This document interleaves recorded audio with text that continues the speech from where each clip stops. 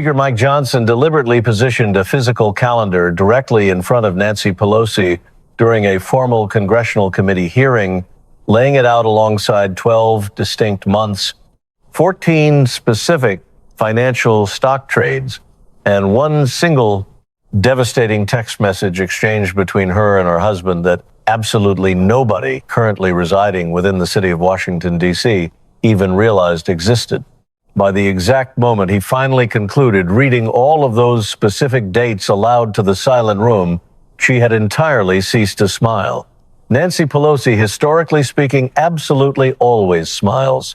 She has confidently maintained that exact smile throughout grueling presidential impeachment hearings, throughout extensive federal government shutdowns, and throughout 3 full decades of flashing television cameras. However, she is certainly not smiling right at this current moment. I want to properly address a crucial detail before the Speaker officially commences his inquiry.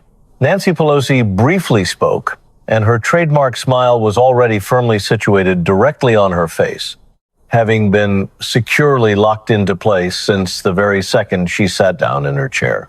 It had been present since she delicately adjusted her tabletop microphone, utilizing just 2 fingers, precisely crossed her ankles directly beneath the heavy wooden table, and neatly folded her resting hands completely in front of her. She folded them in the exact manner that an elegant woman folds her hands at a sophisticated dinner party where she inherently knows she possesses significantly more knowledge than everyone else in the room and has simply decided to act graciously regarding that fact.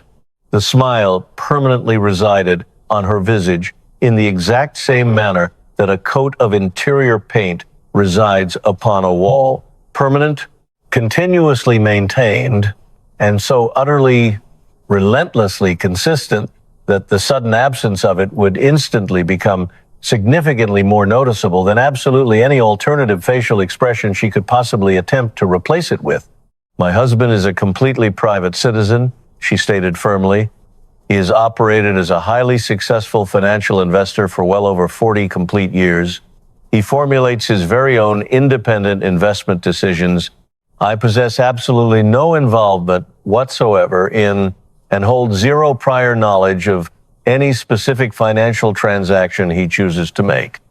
She deliberately allowed every single clause of that defensive statement to heavily land with the measured, unhurried exactness characteristic of a powerful woman who has delivered this precise sentence, or minor variations of it, far more times than she could ever possibly count, and who fully intends to deliver it just as many additional times as might prove necessary. This specific topic has already been questioned and thoroughly answered. I am seated here today purely out of a deep respect for the legislative process, and absolutely not because there is actually anything novel or new to actively discuss. She just firmly stated that her husband makes his own independent financial decisions. Meanwhile, Speaker Johnson currently has exactly 14 individual stock trades resting directly in front of him, every single one of them perfectly timed to align with major federal legislation that she personally controlled. He also possesses one single text message that she personally transmitted the very night before the absolute biggest financial trade of them all. Mike Johnson's official printed papers were meticulously arranged into a stack so incredibly neat that the exterior edges appeared as though they could have been sliced perfectly by a precision laser. He sat quietly behind them, wearing his signature horn-rimmed eyeglasses, his dress shirt sleeves securely buttoned all the way down to his wrists, and his necktie drawn tight against his collar. He perfectly looked like precisely what he was, a dedicated constitutional lawyer hailing directly from Shreveport, Louisiana, who had spent 20 full years meticulously reading legal statutes in chambers significantly less grand than this current one, and who had successfully developed the distinct professional habit of simply letting the written law do all the heavy talking so he wouldn't be personally forced to. Mrs. Pelosi, I deeply desire to begin with a specific statute he stated as he opened the initial page. The Stock Act, officially designated as Public Law 112 to 105, which was signed into federal law on the 4th of April, 2012, bearing the full legislative title of the Stop Trading on Congressional Knowledge Act. He briefly looked up from the document.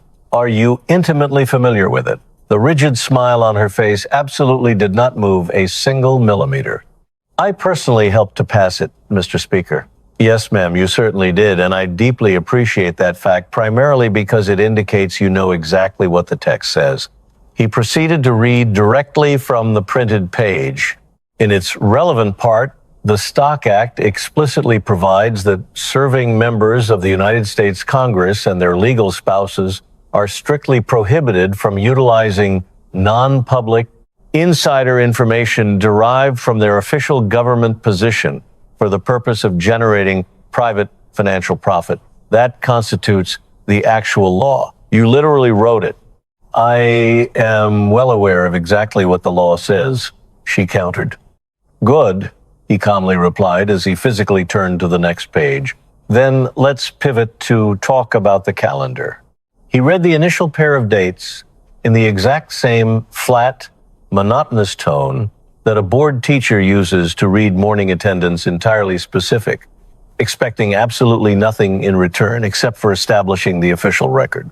On the 18th of June, 2020, your husband, Paul Pelosi, officially purchased somewhere between $1 million and $5 million in corporate call options for Alphabet, which serves as the primary parent company of Google. He gently set the printed page directly down onto the table and carefully smoothed it over once with his fingertips. The motion was precise, mimicking the exact way a meticulous man who strictly files his documents alphabetically smooths things out. Several weeks later, the House Antitrust Subcommittee, a powerful committee on which you possess significant overriding influence regarding its legislative agenda, deliberately elected not to advance specific legislation that would have proven highly unfavorable to massive technology companies, specifically including Google. He methodically placed a second printed page completely beside the first one, forming two stark white rectangles resting flat on the dark wood. The financial trade date was positioned on the left side, while the corresponding legislative date was positioned on the right. He perfectly aligned their exterior edges until they rested entirely parallel to one another. On the 19th of March, 2021, your husband successfully purchased between $1 million and $5 million in call options for Microsoft. A brand new page appeared featuring the exact same geometric placement and the exact same flawless alignment. He was actively building something tangible directly upon the table. It absolutely was not a chaotic pile, but rather a deliberate sequence. Each consecutive pair of pages represented a specific station along a growing timeline that was rapidly beginning to develop a highly noticeable rhythm. And that specific rhythm played out like this: trade, legislation, trade, legislation. Furthermore, the temporal gap separating each pair was consistently measured in mere weeks. It was never measured in long months, and it was absolutely never coincidence-sized. Several weeks following that transaction, Microsoft was officially awarded a massive $22 billion contract by the United States Army, a massive federal contract that was directly overseen by the specific committee structure that you personally controlled in your capacity as Speaker of the House. He absolutely did not pause for dramatic emphasis. He did not aggressively raise his voice, nor did he theatrically lower it. He simply continued laying the specific dates down in the exact same methodical way that a professional bricklayer lays down bricks, one immediately following another, completely level and plumb, with each individual brick perfectly supporting the one that immediately follows it. By the time he reached the third pair of dates, the various people seated inside the room had completely stopped looking at the physical pages and had fully started intensely looking at the underlying pattern. because the pages merely represented raw data, but the emerging pattern represented a definitive verdict. On the 17th of June, 2022, your husband purchased between $1 million and $5 million in call options for NVIDIA, a massive semiconductor manufacturing company. He looked up slightly over the upper rims of his glasses. Several weeks later, the full House formally voted on the CHIPS and Science Act, a staggering $52 billion federal financial subsidy directed to the semiconductor industry. You, operating as Speaker, unilaterally controlled the legislative floor schedule. You personally decided exactly when that specific bill came forward to a final vote. And your husband completely coincidentally bought the related stock exactly 3 weeks before you actively brought it forward. A female journalist seated in the press row completely took her hands off her laptop keyboard and rested them silently in her lap. She sat exactly like that, silently watching the glowing screen positioned in front of her, which was still displaying the final, incomplete sentence she had just typed. A fourth page appeared. In September of 2024, your husband successfully sold more than $500,000 in Visa corporate stock. On the very following day, absolutely not the following week, Mrs. Pelosi, but the very following day, the United States Department of Justice officially filed a massive antitrust lawsuit against Visa. Your husband executed the sale of the stock exactly 24 hours before the devastating lawsuit was publicly announced. 24 hours, 4 distinct pairs of printed pages, 8 stark white rectangular shapes, 2 entirely separate columns, the financial trade date running parallel to the legislative date, stretching directly down the long table like marked lanes on a paved highway. And the physical distance existing between the 2 separate lanes was consistently always the exact same, measured in weeks, occasionally measured in days, but absolutely never long enough to be realistically classified as a random accident. 4 major trades, Mrs. Pelosi, 4 entirely different corporations, 4 entirely different economic sectors, 4 totally different calendar years. And in absolutely every single solitary case, your husband's financial trade miraculously anticipated a major congressional action that you were perfectly positioned to know about long before the general public knew anything about it. He calmly took off his horn-rimmed glasses and set them gently onto the organized stack. The tiny metallic click of the folding hinges served as the absolute only audible sound in the entire room that didn't originate from the humming air conditioning. That sequence absolutely is not a lucky streak, Mrs. Pelosi. That clearly represents a calculated calendar. The famous smile still remained present on her face, though it was noticeably thinner now.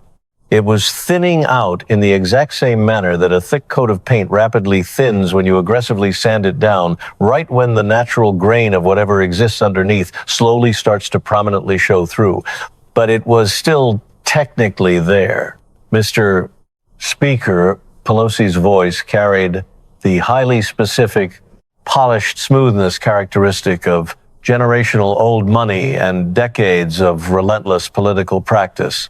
It was the unmistakable voice of a powerful woman who has spent her life constantly explaining things to massive rooms entirely full of people whom she deeply believes understand significantly less than she does.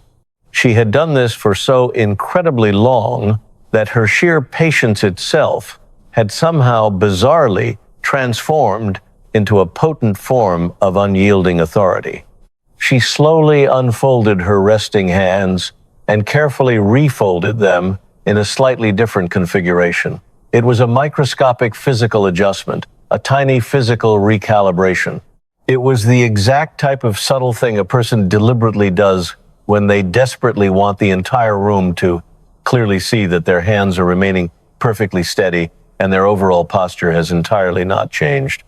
My husband has functioned as a highly successful financial investor for 40 complete years. He actively managed substantial capital long before I ever entered Congress, and he will undoubtedly continue to manage it long after I eventually leave. He successfully built a massive venture capital firm using his own two hands and relying entirely upon his own independent judgment. And the underlying suggestion, the deeply offensive implication that a grown man possessing 4 full decades of professional investment experience absolutely cannot make a single business decision without first consulting his wife is, frankly speaking, incredibly patronizing. The rigid smile on her face abruptly widened by exactly 1 minuscule degree. It absolutely did not become any warmer, just noticeably wider. It widened in the exact same manner that a heavy wooden door creaks open slightly wider when the person hiding behind it actively wants you to clearly see exactly what's back there.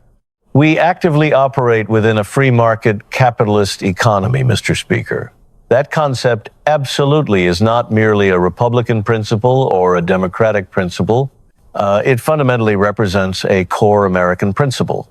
And serving members of the United States Congress should absolutely be fully able to participate in the exact same economy they actively serve.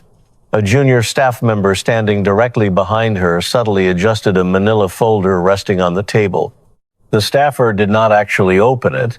They merely straightened its physical alignment, carefully squaring off its paper edges in the exact same methodical manner that Johnson had just squared off his own stack.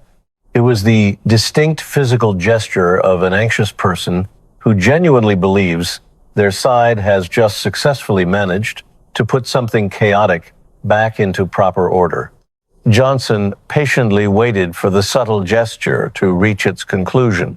He deliberately let the staffer's hand complete its brief journey back to the resting table. Then he delivered one devastating sentence. I completely agree with the concept of the free market, Mrs. Pelosi. However, what I vehemently don't agree with is participating in a rigged market where one specific player actively gets to secretly read all the cards before the hand is even dealt.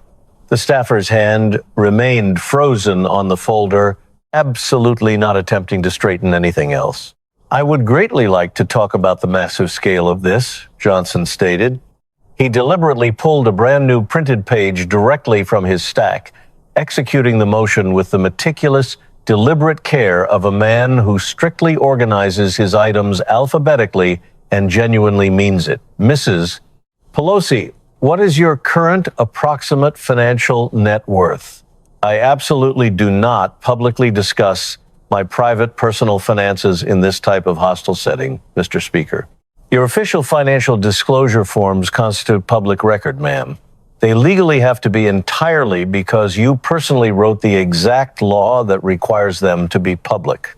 He deliberately let that factual statement heavily land. This marked the second distinct occasion where her very own signature legislation had been skillfully weaponized and turned directly back against her.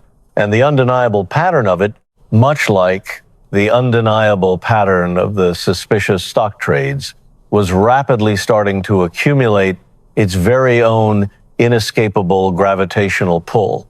Quiver Quantitative, an independent organization which actively tracks the specific congressional stock holdings, utilizing your very own mandatory disclosure filings, formally estimates your current total net worth to sit at approximately $260 million. He verbally set that massive numerical figure down upon the table in the exact same cautious manner that you set down a delicate glass that is completely too full, intensely aware of what might instantly spill. Your official congressional salary is exactly $174,000 a single year. You have consistently served in this body for 37 years. If you had flawlessly saved every single dollar of every single paycheck for all 37 consecutive years, paying absolutely zero taxes, zero rent, zero food, zero gas, zero clothes, and buying absolutely no ice cream, you would have somehow accumulated approximately $6.4 million. He looked directly up at her. Your estimated net worth is $260 million. That massive figure is exactly 40 times larger than what you could have possibly earned in an entire lifetime of dedicated congressional service. The fundamental math Mrs. Pelosi, simply does not work. It doesn't work on a standard government salary, not in this universe. My husband is a highly successful, your husband's absolute most incredibly successful financial investments just magically happen to constantly coincide directly with major federal legislation that you personally controlled the fate of. That dynamic absolutely is not just business. Mrs. Pelosi, that represents a blatant cheat code. A man seated in the press row firmly closed his notebook and held it tightly shut with both hands, aggressively pressing his thumbs into the cover as if he genuinely feared the notebook might somehow violently spring open completely on its own. Johnson smoothly turned another printed page. In April of 2020, while the crucial Paycheck Protection Program had entirely run out of federal money and struggling small businesses across America were desperately locking their doors, while panicked barbers and local florists and struggling diner owners were taping handwritten signs in their windows that explicitly stated closed until further notice, you proudly appeared on national television. You were standing casually in front of your personal $24,000 Sub-Zero luxury refrigerator, eagerly showing the suffering country your massive collection of $13 a pint artisanal ice cream. He absolutely did not editorialize the statement. He simply recited the raw numbers in the exact same manner he had read every single other number that day, flat, perfectly calibrated, utilizing the steady voice of a man who firmly believes that objective facts absolutely do not require descriptive adjectives and massive dollar signs absolutely do not require emotional commentary. $24,000 luxury refrigerator, $13 a pint imported ice cream, the federal Paycheck Protection Program completely empty, small businesses aggressively closing, and your personal freezer remaining entirely full. He set the printed page back down.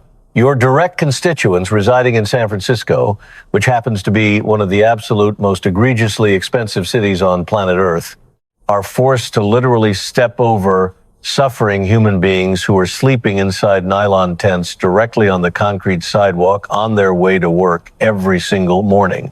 A basic studio apartment located inside your specific district costs $2,800 every single month, and your kitchen freezer literally costs significantly more money than some of those exact same people manage to make in an entire half of a year. The rigid smile was still technically glued to Pelosi's face, but a seasoned reporter seated in the third row, a veteran woman who had rigorously covered Pelosi for 11 full years and who intimately knew the underlying architecture of that specific smile the exact same way a professional structural engineer deeply knows load-bearing walls, quickly wrote 3 specific words into the margin of her notebook and aggressively circled them twice. Smile is thinning. Johnson silently reached beneath his perfect stack and brought out one single, isolated page. He physically held it without reading it aloud for exactly 3 complete seconds. It was the absolute only noticeable pause he had taken all morning that was even a fraction longer than the sentence punctuation strictly required. And the deafening pause itself effectively served as a massive announcement. This was because Mike Johnson famously did not perform dramatic pauses. Mike Johnson typically read dense statutes, calendar dates, and dollar amounts at the aggressive speed of a busy man who possesses a tremendous amount to read and absolutely not much time in which to read it.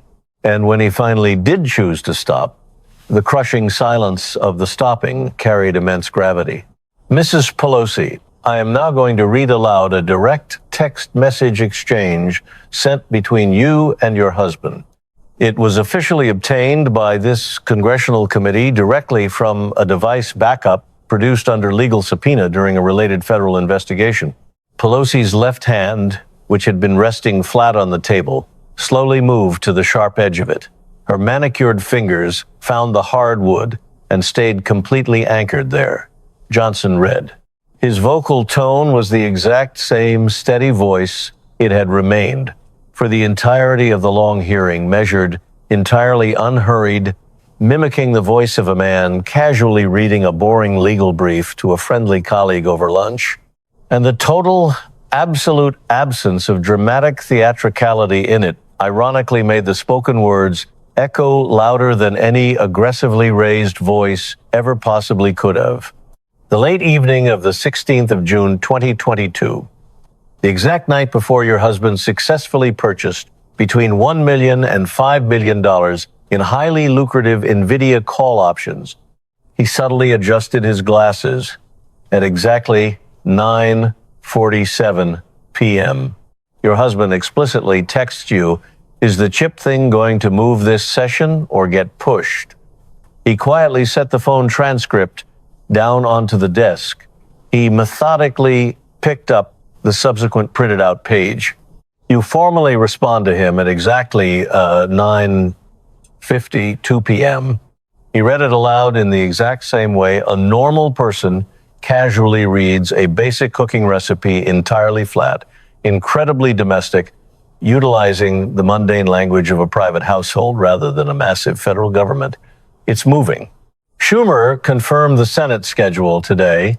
We'll have floor action within 3 weeks. Should be a big number. Somewhere deep within the public viewing gallery, an anonymous man shifted and leaned heavily back in his wooden chair, and the old chair loudly creaked, and the sharp creak traveled rapidly through the dead, quiet room in the exact same manner that a jagged crack rapidly travels across the surface of thin ice, spreading quickly, completely irreversible. Your husband actively responds at exactly 9:53 p.m. using exactly 3 simple words. Johnson read them aloud. Good to know. 3 mundane words. The exact type of words a regular person carelessly says when somebody politely tells them it is probably going to rain tomorrow afternoon. Good to know. I'll make sure to bring an umbrella. I'll go heavily buy the stock. Johnson lifted his gaze directly from the printed page. He proceeded to read the final, devastating exchange incredibly slowly, treating each individual spoken word as a separate, heavy physical object being placed onto a delicate shelf, deliberately spaced far apart so the dead air trapped between them could fully carry the immense weight. You respond at exactly 9:54 p.m. using exactly 7 words. He slowly read them aloud. But don't do anything I'm going to have to answer questions about. He set the final printed page down at the very end of the long row he had built. There were exactly 9 stark white rectangles resting there now. The first 8 consisted of the chronological date pair pages, and this final one was slightly smaller in size, a direct printout of a digital text message, completely informal, featuring the precise digital timestamps clearly visible in pale gray type. It was the exact kind of mundane document that closely looks like a basic grocery list, right up until the horrifying moment you actually read what's printed on it. Don't do anything I'm going to have to answer questions about. He deliberately said the devastating phrase again, delivering it in the exact same flat way at the exact same slow speed. The repetition was absolutely not for dramatic emphasis. Johnson completely did not do theatrical emphasis. It was strictly for the permanent record, for the official stenographer, for the written transcript, for the historical document that would permanently exist long after all the flashing cameras were finally turned off.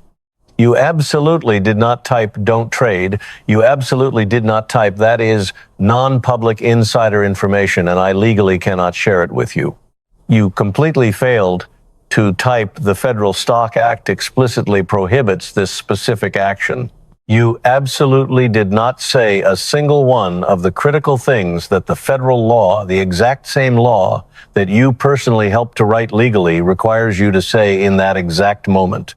He calmly took off his eyeglasses completely and held them loosely in one single hand. His resting hand was completely still in the exact specific way that human hands remain still when they are absolutely not trying to actively perform stillness, but rather simply have absolutely nothing else left to do. You explicitly stated, "Don't do anything I'm going to have to answer questions about." That phrasing absolutely is not the digital text of an innocent woman who has absolutely no involvement in her husband's massive financial trades, Mrs. Pelosi. That represents the exact text message of a highly calculated woman who has just deliberately handed her husband a highly valuable piece of non-public insider information and desperately wants to make entirely sure that absolutely nobody ever finds out. Your singular, absolute only concern in that entire digital exchange was simply ensuring you were not getting caught. Pelosi's left hand, which had remained entirely anchored on the table's sharp edge ever since Johnson had initially began reading the text transcript, aggressively pressed downward. The fleshy fingertips completely whitened under the intense physical pressure. And then the famous perpetual smile completely left Nancy Pelosi's aging face. It did not gradually fade away. It absolutely did not thin out any further than it already had. It abandoned her entirely, all at once, vanishing in the exact same instantaneous manner that a glowing light immediately goes out when a person aggressively yanks the power cord from the wall, vanishing the way a television screen immediately goes pitch dark when the electrical power suddenly cuts out, vanishing the exact way a desperate person who has been agonizingly holding their breath underwater for a tremendously long period of time, finally, completely involuntarily, just lets all the pent-up air violently go. One single moment it was securely there, resting exactly the way it had perpetually always been there, the way it had remained flawlessly there for 30 complete years of grueling congressional hearings, chaotic press conferences, primetime State of the Union addresses, and essentially every single television camera that had absolutely ever been pointed directly at her and consistently found her perfectly prepared. And then in the very next moment, it was completely and utterly not there. And what was hiding directly underneath it was absolutely nothing. It wasn't raw anger. It wasn't deep fear. It absolutely wasn't overwhelming grief. It certainly was not the specific kind of soft, relatable human vulnerability that typically makes a person appear incredibly sympathetic. It was absolutely nothing. It was a suffocating stillness so utterly complete and so incredibly foreign to Nancy Pelosi's physical face that a veteran reporter seated in the very front row, the exact same woman who had meticulously covered her daily political movements for 11 consecutive years, completely stopped writing in her notepad and simply stared in pure shock. And what she ultimately saw was something she had absolutely never managed to witness in 11 full years of rigorous daily coverage.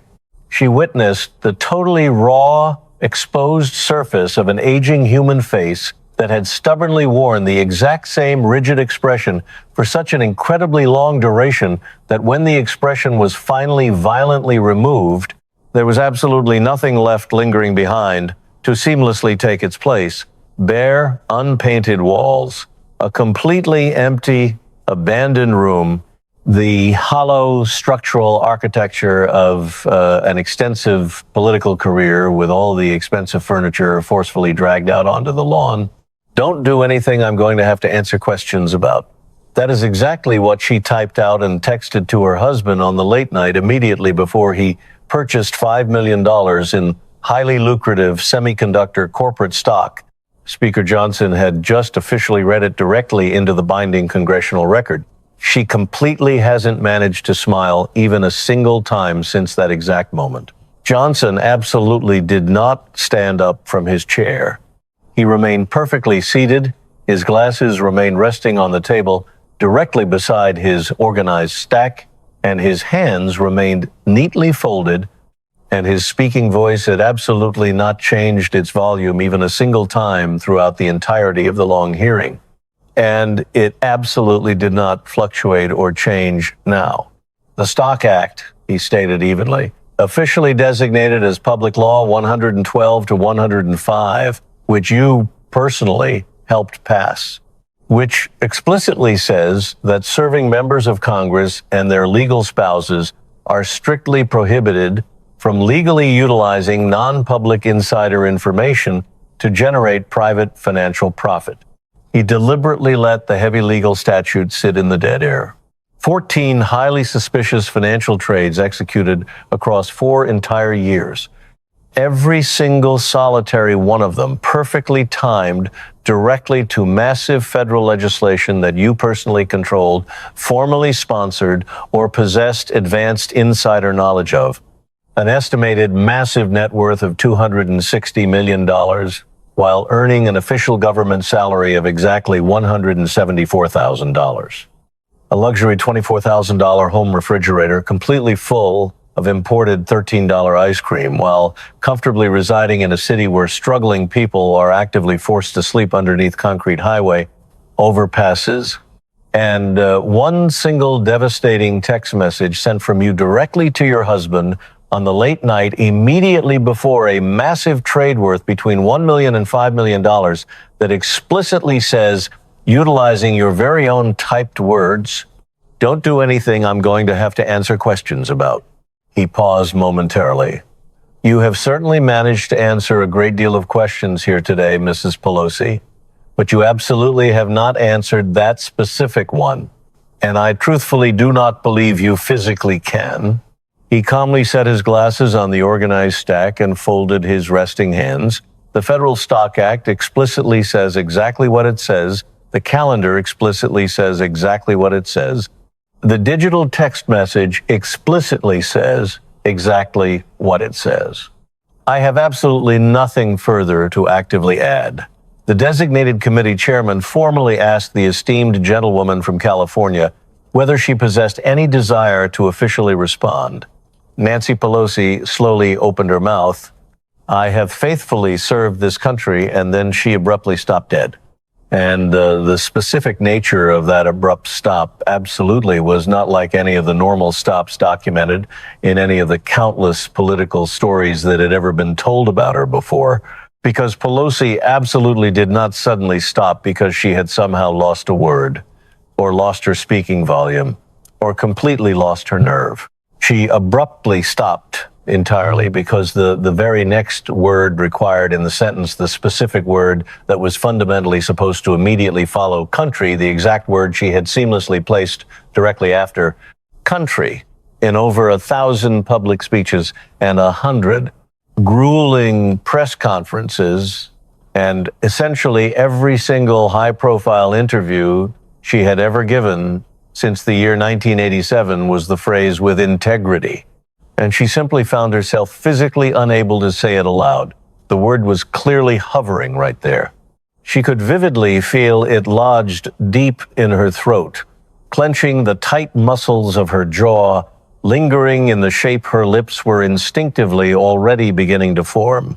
But hovering there, deeply trapped between the initial impulse and the final physical sound, something massive forcefully intervened. It was the damning text message. Those exact 7 devastating words, currently sitting permanently in the binding congressional record, now physically resting directly on the wooden table, directly in front of her, printed in stark black type on pale white paper. And she inherently understood, possessing the razor-sharp precision of a brilliant woman who has successfully navigated 30 grueling years of cutthroat Washington politics and who deeply knows exactly what concrete evidence truly signifies the moment it formally enters the binding record, that if she dared to utter "with integrity" right now, the damning text would instantly violently contradict her massive lie before the second syllable even managed to leave her mouth. She took a shaky breath and quickly adjusted her microphone, completely ignoring the fact that it hadn't moved a single millimeter since the very beginning of the lengthy hearing. Her right hand frantically shot up to her perfectly styled hair. One specific strand was already resting perfectly in its proper place, not a single millimeter out of strict alignment.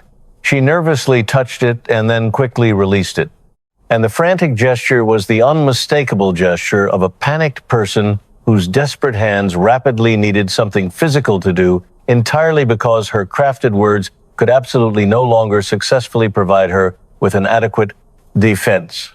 And the single strand of hair simply served as the pathetic excuse. And the entire excuse was incredibly, glaringly transparent to everyone. And she fully knew exactly how transparent it looked, And yet, she proceeded to frantically do it anyway entirely because her trembling hands simply had absolutely nowhere else to safely go. I firmly stand by my lengthy record. Exactly 6 simple words. The absolutely shortest, complete sentence she had managed to speak throughout the entire morning. The famous smile absolutely did not return. It stubbornly stayed completely hidden wherever it had frantically gone. And the stark, hollow face it permanently left behind in its violent wake was a face the cameras had absolutely never managed to capture before, and undeniably a face the cameras would never be capable of forgetting. The explosive video clip instantly split into 2 distinct viral versions, exactly the way these things always inevitably do now in the modern age. The incredibly short version ran for 40 seconds. It featured Johnson aggressively reading the damning text. Don't do anything I'm going to have to answer questions about. And then it focused entirely on Pelosi's face, the artificial smile violently leaving it exactly like an ocean tide rushing out in a single massive wave. That specific short clip managed to hit 60 million total views well before midnight. Millions of people watched it and eagerly rewatched it. They didn't watch for the spoken words. They watched entirely for the face. For the brutal quarter second, when the absolute most carefully maintained, hyper-controlled expression in modern American politics finally violently came apart into tiny pieces, revealing that the only thing hiding behind it was an empty, bare wall. The incredibly long version ran for exactly 14 grueling minutes, stretching from the initial stock act reading all the way to "I have nothing to add." It functioned as the type of heavy video evidence that actively circulated drastically differently, rapidly sent back and forth inside private group chats and massive family text message chains. It was often sent entirely devoid of any commentary, featuring nothing attached to the link except for a single demanding line, "Watch the entire thing."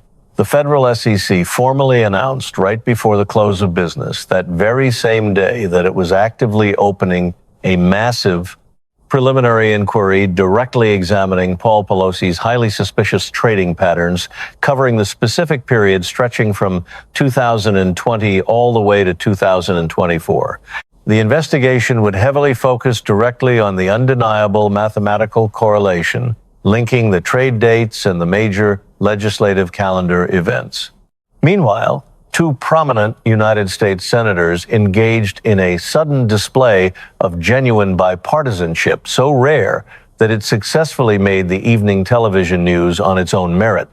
They stepped forward to jointly reintroduce a sweeping ethics bill titled the Honest Act. This was the exact same piece of legislation formerly known as the Pelosi Act, designed explicitly to completely ban serving members of Congress and their legal spouses from trading corporate stocks while in office. The massive bill had been confidently introduced before, and it had been quietly killed before. A television reporter aggressively asked the Democratic senator whether he genuinely expected it to pass this time. The exhausted senator bluntly answered, "After today, yes. I think the undeniable calendar just made it incredibly hard for anyone to say no." An expensive lawyer representing Paul Pelosi quickly released an aggressively defensive public statement claiming Mr. Pelosi has always acted in full compliance with applicable federal securities regulations. He is currently completely cooperating fully with all official inquiries. Everyone operating inside Washington inherently knows that the word cooperating is merely the polite public relations word people use when the actual word they truly mean is actively preparing. Later that exact same evening, an average man named Rye sat completely alone at a cheap wooden desk inside a tiny, cramped apartment located in the Maryland suburbs. He sat quietly and looked blankly at 2 drastically different numerical figures currently displayed directly on his computer screen. On the left side, inside a browser tab displaying his personal retirement statement managed by Fidelity, sat the specific number of $40,000. This represented money he tragically lost during the chaotic spring of 2020 when he panicked during the massive global stock crash and desperately sold his retirement holdings right at the absolute lowest bottom. He desperately sold everything entirely because every terrifying headline loudly screamed the world was permanently ending, and nobody on his television ever bothered to clearly tell him it was not. He was currently 53 years old. $40,000 was not a number he could possibly afford to permanently lose. By the time the stock market eventually recovered, he had already permanently locked in his massive loss, and the cash was irrevocably gone. Gone in the exact terrible way money naturally disappears when you lack a wealthy insider secretly whispering in your ear regarding what is preparing to happen next. On the right side of his screen, sitting in a frozen video tab, was the staggering number of $5.3 million. This represented the massive profit generated from one single trade executed by an incredibly wealthy man whose powerful wife conveniently controlled the legislative calendar of the House. Same exact chaotic week. Same turbulent stock market, two completely different calendars. One specific calendar clearly had all the vital dates written down in advance, and the other absolutely did not. Rye gently closed the plastic laptop in the exact defeated manner you close a heavy book you desperately wish you had never bothered to start. He remained seated in the dark quiet of his apartment and listened to his cheap refrigerator violently hum. It absolutely did not possess a cooling compressor, did not hold imported ice cream, and merely held leftovers and cheap beer. Meanwhile, inside the historic Capitol building, Mike Johnson sat quietly relaxing.